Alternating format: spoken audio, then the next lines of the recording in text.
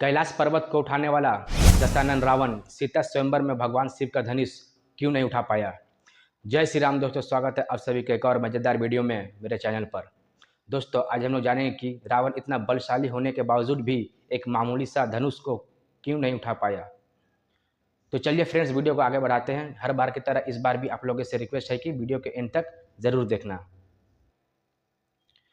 हमेशा लोगों के मन में यह सवाल आता है कि रावण ने कैलाश पर्वत को तो उठा लिया था, लेकिन सीता स्वयंवर में भगवान शिव के धनुष को क्यों नहीं उठा पाया।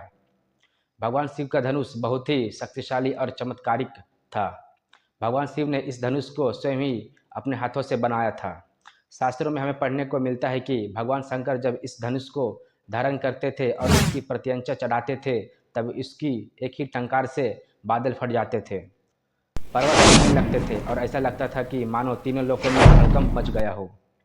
सीता जी के स्वयंवर में जो धनुष लाया गया था उसका नाम पिनाक था। इस धनुष के एक ही तीर से भगवान शिव ने त्रिपुरासुर के तीनों नगरियों को ध्वस्त कर दिया था। कहते हैं कि देवी देवताओं का काल जब समाप्त हुआ, उसके बाद इस धनुष को देवराज इंद्र को सौंप दिया गया। देवताओं ने इस धनुष को बाद में राजा जनक के पूर्वज देवव्रत को सौंपा। उन्हीं के धरोहर स्वरूप यह धनुष राजा जनक के पास सुरक्षित था। राजा जनक इसको अपने महल में पूर्ण रूप से संभाल करके रखते थे। एक बार अचानक बचपन में माता सीता ने खेल खेल में उस धनुष को उठा लिया, जिसको देखकर राजा जनक आश्चर्यचकित हो गए। उन्होंने मन ही मन प्रतिज्ञा कर ली कि सीता का विवाह उसी से होगा जो इस धनुष को उठाकर इस पर प्रत्यंचा चढ़ा पाएगा। सीता जब विवाह के योग्य हुई तो राजा जनक ने स्वयंवर का आयोजन किया और समस्त राजाओं के धनुष उठाने के लिए आमंत्रित किया।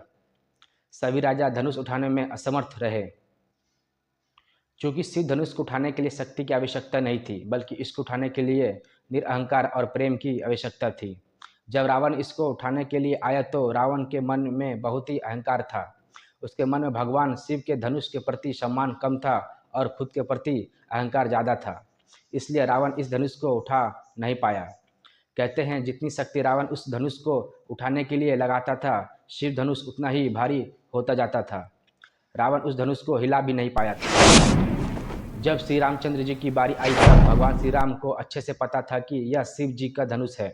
श्री राम ने सम्मान के साथ उस धनुष को प्रणाम किया, धनुष की परिक्रमा की और फिर उसे उठा लिया, उस पर प्रत्यंचा चढ़ा दी और धनुष तोड़ दिया। धनुष टूटने की खबर जब गुरु परशुराम को पता चली तो वह बहुत ही क्रोधित हुए और श्री राम से युद्ध करने के लिए जनकपुरी चले गए। गुरु परशुराम का गुस्सा शांत ही नहीं हो रहा था। कुछ देर बाद जब श्री राम ने श्री हरि विष्णु के अवतार में दर्शन दिए, तब उनका क्रोध शांत हुआ।